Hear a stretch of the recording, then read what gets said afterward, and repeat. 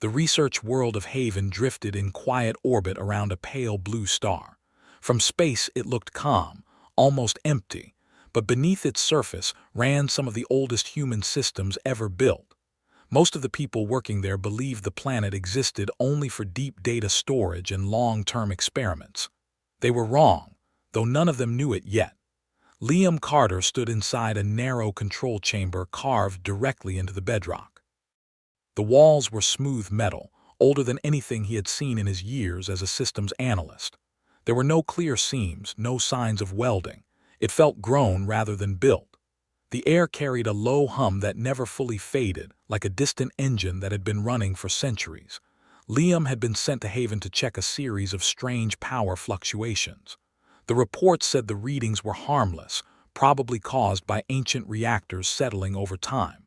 Still, the energy patterns bothered him. They were too clean, too deliberate.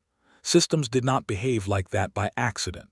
Eva Brooks watched from behind him, her arms folded. She was not a scientist, at least not by training. She was a diplomatic observer assigned by the United Human Council to monitor any project that involved pre-expansion technology. Her presence meant one thing: someone somewhere was worried. "Does it make sense to you?" Eva asked. Liam shook his head. "No, this system is not reacting. It is waiting." He tapped a console that should not have worked anymore. The symbols on it were not modern code. They were a blend of math, language, and something else that felt almost like intention. When he touched the surface, the hum beneath their feet deepened slightly. Eva felt it through her boots. She frowned. "You did not do that, did you?" "Not on purpose," Liam said. "This place is already active. It just has not been talking to us." Haven had been settled during humanity's early jump era, when explorers built wherever they could survive. Many sites were lost, abandoned, or forgotten as faster routes opened. This world had been written off as a storage vault, nothing more. No one had asked why the vault required so much power. Above the planet, a small alien inspection fleet slipped out of Fold space. The ships belonged to the Varun Compact, a regional power known for strict enforcement of galactic law. Officially, they were there for a routine inspection. Unofficially, they had detected the same energy signals that brought Liam to Haven. On the station orbiting the planet, alarms sounded softly. Eva's wrist display flickered to life. "We have visitors," she said quietly. Liam sighed. "They always come when something old wakes up." The Varun inspectors requested immediate access to the surface facility. Their message was polite, firm, and backed by armed escorts. Under Galactic treaty, humanity could not refuse without cause. Eva prepared herself as they descended. She had dealt with the Varun before. They believed order was the highest form of peace, and anything outside their rules made them nervous. When the inspectors entered the chamber, their reaction was immediate. Their crests flared in alarm as their instruments went wild. One of them spoke sharply in its native tongue before switching to trade speech. "This structure is not declared," the lead inspector said. "Its power output exceeds civilian limits. Explain," Eva answered calmly. "We are still studying it. Our records say it predates our current government." That answer did not help. Without warning, one of the Varun technicians moved toward the central console with a control device raised. Liam felt a sudden pressure in his head, like a warning without words. "Stop," he said. It was too late. The moment the alien device activated, the chamber lights dimmed. The low hum became a deep vibration that shook dust from the ceiling. Symbols across the walls ignited in soft white light, flowing like liquid patterns. Eva stumbled as the floor shifted beneath her. "Liam, what is happening?" Liam stared in awe and fear. "I think they just triggered it." The system responded not with violence but with awareness. A pulse spread outward from the chamber, passing through rock, atmosphere, and space itself. Sensors across the planet lit up as dormant relays came online. In orbit, the Varun fleet froze. Weapons went dark. Engines powered down to idle. No damage was done, yet every aggressive system aboard their ships simply stopped responding. Crews panicked, shouting reports of total control loss. On Haven's surface, the inspectors backed away in alarm. "This is an act of war," the lead inspector said. "No," Eva replied slowly, feeling the truth settle in her bones. "This is something older than war. Across human space, similar signals awakened. Stations reported unknown systems activating deep within their cores. Ships long mothballed suddenly broadcast identification codes that had not been used in centuries. Ancient satellites, thought dead, shifted their orbits with silent precision. On Earth, deep beneath the old continental shields, sealed chambers unlocked for the first time since before the first colonies were founded. No alarm sounded. No one was harmed. It was as if the planet itself had taken a breath. Daniel Ross was in a quiet archive on Luna when the alert reached him. As a historian, he was used to strange data, but this was different. The files unlocking around him were marked with clearance levels that no longer existed. He read fragments of logs written by people who believed humanity might not survive its own growth. They spoke of cycles, of civilizations rising and falling in fire. They spoke of a choice. Back on Haven, Liam felt a presence press gently against his thoughts. Not a voice, but a sense of purpose. The system was not asking permission. It was confirming conditions. Eva steadied herself. Liam, whatever this is, the galaxy will blame us. He nodded. I know, but I do not think this was built for us alone. The Varun inspectors retreated to their disabled ships, sending frantic messages to the Galactic Council. Within hours, rumors spread faster than light. Humanity had activated a hidden weapon. Humanity had violated ancient law. Humanity had been lying. Yet as fear grew, something else spread as well. In border regions plagued by endless conflict, weapons fell silent. Fleets preparing to cleanse rival worlds found their attack systems locked. Planets braced for invasion felt invisible shields form around their orbits, unseen but absolute. No civilization knew who was responsible, only that someone had changed the rules. Liam and Eva stood together in the glowing chamber as the light pattern slowed. The hum settled into a steady rhythm, calm and patient. It is not done, Liam said. What do you think it wants? Eva asked. Liam thought of the old logs, the warnings, the careful design. I think it was waiting for the galaxy to fail again. Far beyond Haven, the pulse continued its silent journey, reaching systems that had not known peace in thousands of years. Ancient protocols unfolded, not with anger but with certainty. And for the first time since humanity reached the stars, the galaxy began to realize that humans had never truly traveled alone. Something old had always been watching, waiting for the moment it was needed again. The silence that followed the first pulse felt heavier than noise. Across the galaxy, ships floated powerless, weapons cold, crews staring at screens that refused to answer them. No explosions followed, no deaths, yet fear spread faster than any war ever had. On Haven, Liam Carter barely slept. The chamber beneath the planet remained active, glowing softly as if breathing. The system did not demand attention, but it never truly went quiet again. Every few hours, new data streams opened, flowing into human networks without breaking a single firewall. Eva Brooks spent her days speaking with leaders who no longer trusted calm words. Emergency meetings filled every channel. Accusations were sharp, even from old allies. Many believed humanity had planned this moment for centuries. They think we built a leash, Eva said during a private call with Liam. Something to control them. Did we? Liam replied softly. That question followed her long after the call ended. On Luna, Daniel Ross worked through unlocked archives that felt almost alive. The records were not written as proud history.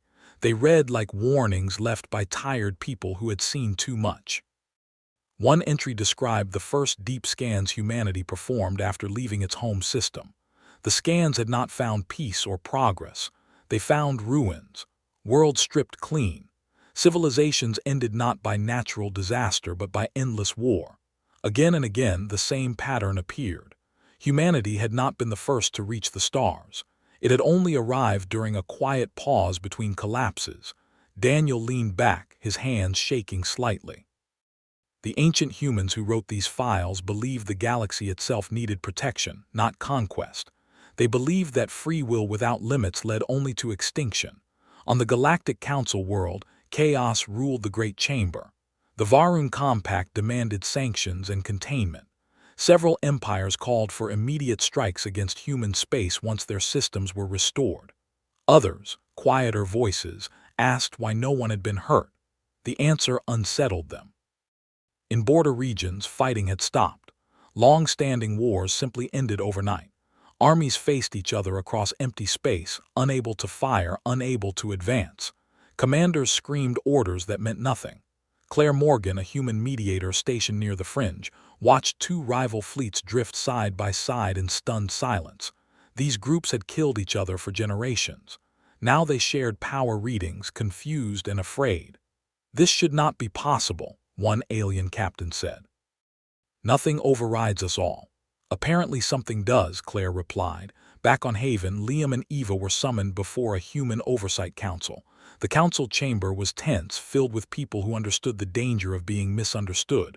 "Can you stop it?" one counselor asked. Liam shook his head. "We do not control it, we barely understand it." "Then what do you understand?" another asked. Liam took a breath. "It reacts to intent. Aggressive systems shut down. Defensive systems remain. It does not punish survival, it blocks domination."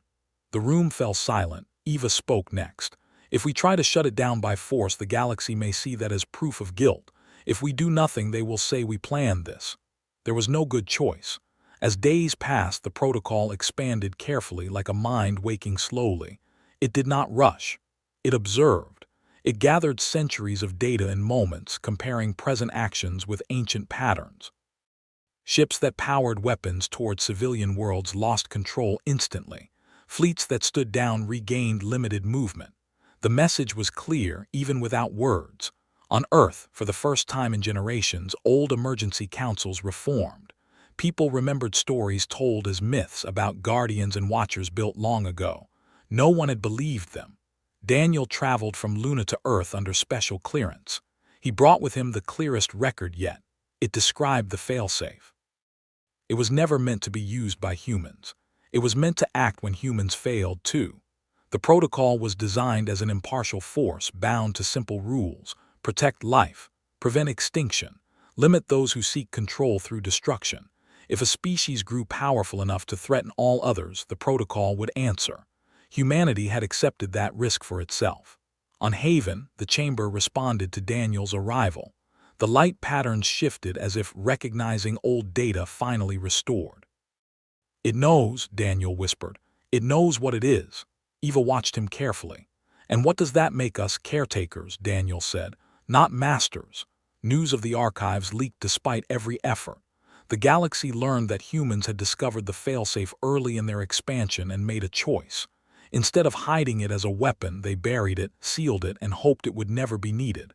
Some saw that as wisdom, others saw it as deception. Small coalitions began forming, united not by loyalty but by fear of being judged next. Covert attempts to probe the protocol failed without violence. Drones shut down. Hacking efforts vanished into silence. One aggressive empire attempted a test. They fired on an unarmed transport to see if the protocol would respond. It did. Their entire battle fleet lost function within seconds. Not destroyed, not harmed, simply made irrelevant. The transport continued on its way, untouched. That moment spread faster than any speech. Noah King, a human envoy known for calm resolve, was selected to address the Galactic Council. The decision came with risk. If his words failed, humanity might face unified retaliation once systems recovered. Before he departed, Eva spoke with him privately. "They will blame us no matter what," she said. "Maybe," Noah replied. "But fear fades faster when faced with truth." Liam returned to the chamber one last time before the address. The system hummed steadily, patient and unafraid. "Did we do the right thing?" he asked the empty room. No answer came, yet he felt the same gentle pressure he had felt before. Not approval, not command, acknowledgement. Far across the galaxy, civilizations paused, waiting to see what humanity would say.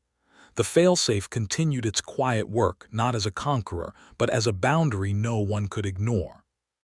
And slowly, reluctantly, the galaxy began to understand that this was not the rise of a new empire, but the return of an old promise, written long before any living species had been born. The Galactic Council chamber had not felt this quiet in thousands of cycles.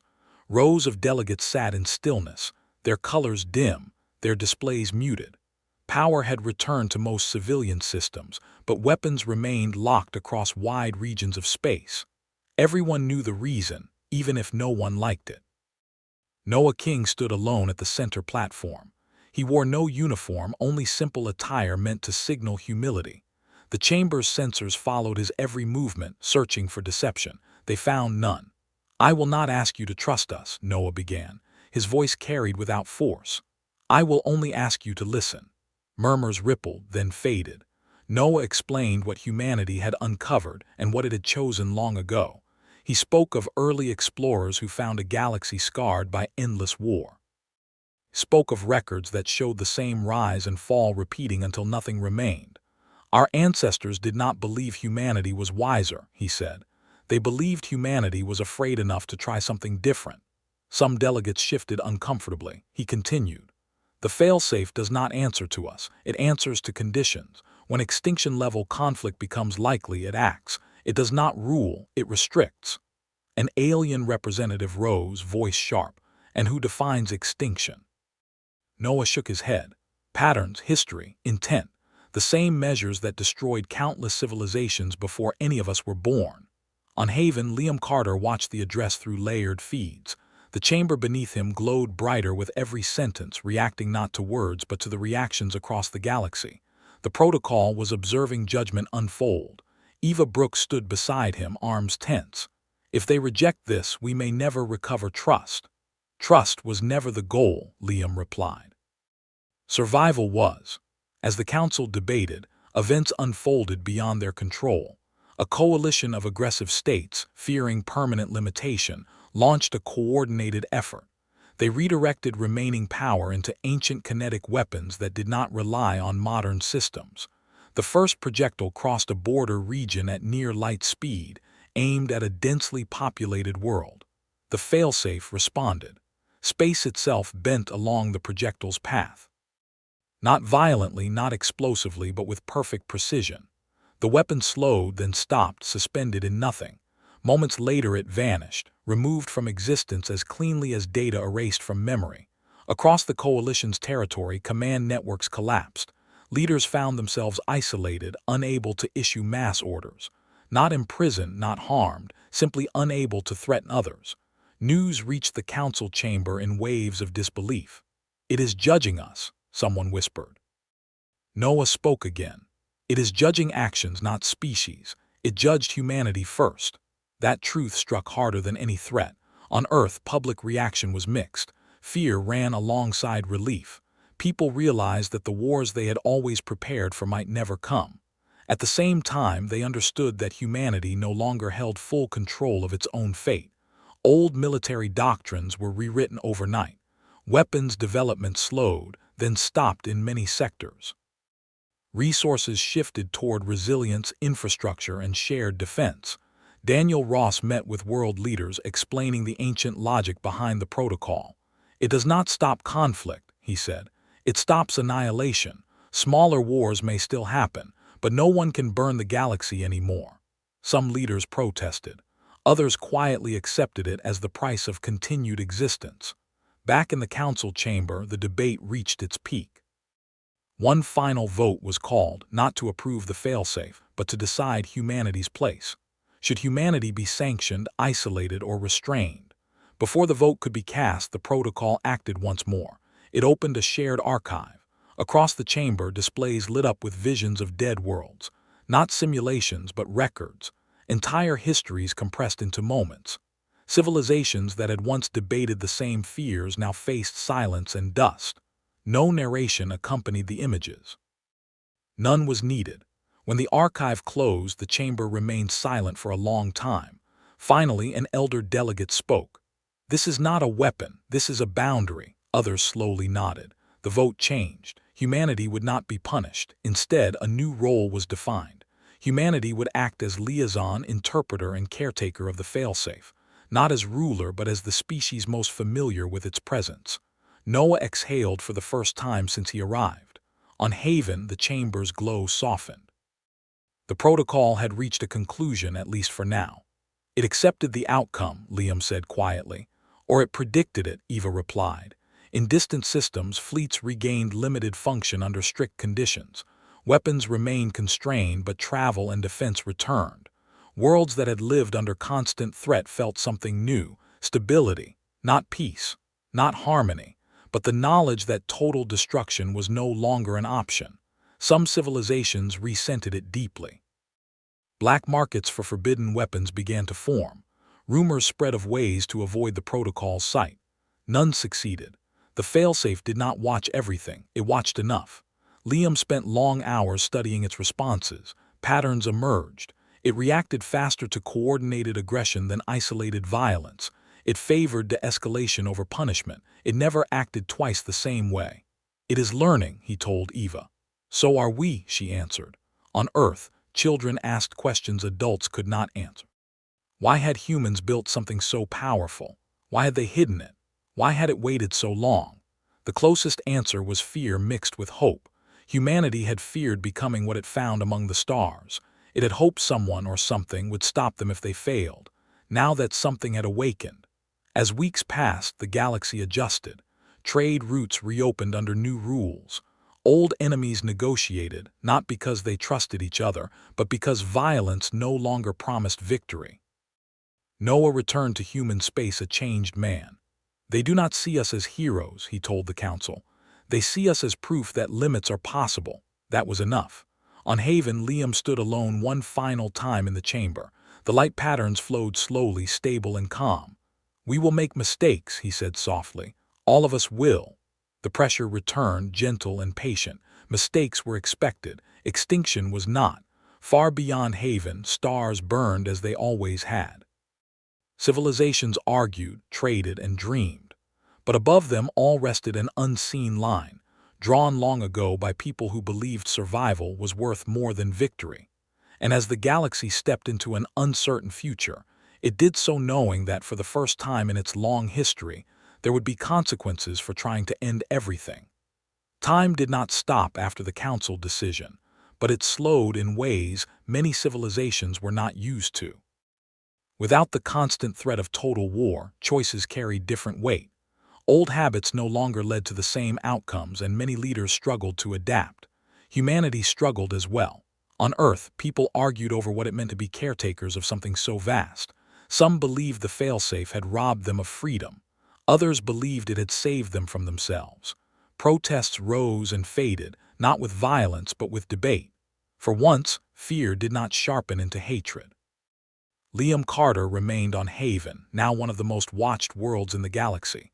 Observers from dozens of species orbited the planet, their instruments focused not on weapons but on the ancient chamber beneath the surface. Eva Brooks became the voice many of them trusted, even when they did not agree with her. She spent long hours explaining what humanity knew and more often what it did not. "We are not in control," she repeated again and again. "We are responsible. There is a difference." Some listened, some did not. Months passed. The Failsafe adjusted its presence, reducing its visible actions as the galaxy learned its limits. It did not interfere with small conflicts that burned out on their own. It did not judge harsh words or political pressure. It only moved when patterns bent toward annihilation. In one distant region, a fragile alliance collapsed. Fleets gathered, old grudges resurfaced, and the signs of total war appeared once more. The Failsafe intervened early. Communication networks flooded with clarity instead of silence. Historical records of the same region were shared openly, showing how similar wars had ended before. Resource projections displayed the cost of destruction in stark numbers. No weapons failed this time. The fleet stood down on their own. That moment changed more minds than any speech ever could. On Earth, Daniel Ross watched the reports with quiet relief. "It is teaching," he said to those around him, "not commanding." As the years moved forward, humanity's role became clearer. Humans were not judges. They were translators between an ancient logic and living fear. They helped civilizations understand why certain actions triggered response and why others did not.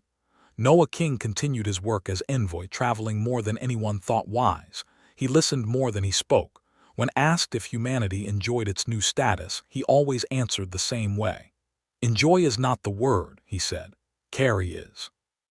Not all threats came from fleets and empires. Some came quietly. In hidden labs, small groups attempted to design weapons that could slip beneath the Failsafe's notice. They tested ideas based on randomness, on decentralized harm, on slow damage. The protocol noticed patterns long before results appeared. Those projects failed without explosions, without arrests, without drama. Funding vanished. Systems misaligned. Breakthroughs refused to happen. People moved on, frustrated but unharmed. It does not crush curiosity, Liam observed. It redirects it, Eva nodded, towards survival. On Haven, the chamber changed for the first time since activation. New structures formed within it, not physical but informational. Access pathways opened, allowing shared oversight by multiple species under strict rules. Humanity had not been given ownership. It had been given trust. That trust came with cost. Humans could no longer hide behind ignorance. Every mistake, every aggressive move was examined closely by a galaxy that expected better from its caretakers. When a human border patrol acted too harshly during a trade dispute, the Failsafe responded gently but firmly. The patrol system shut down, forcing negotiation instead of force. Liam felt the weight of that moment more than any other. "It does not favor us," he said quietly. "It never was meant to," Eva replied. Slowly, cultures shifted. Children grew up knowing that victory did not mean destruction. Strategy evolved away from annihilation and toward endurance.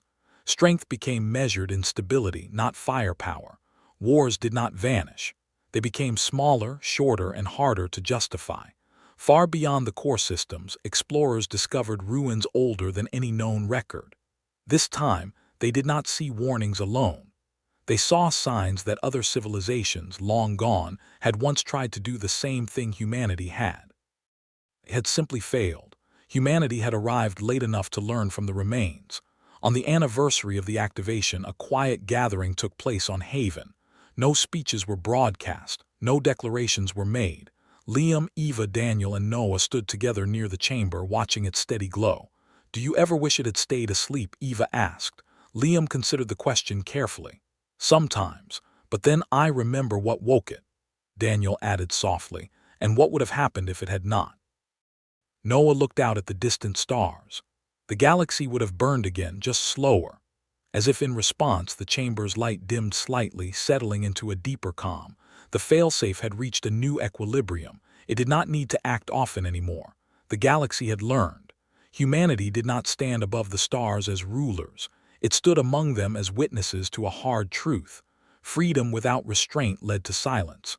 Survival required limits shared by all. Long after the first panic faded into history, stories spread across the stars. Not of a human superweapon, but of a moment when the cycle finally broke. And at the center of those stories was not conquest, but a simple idea left behind by ancient humans, that protecting everything sometimes meant protecting it from itself.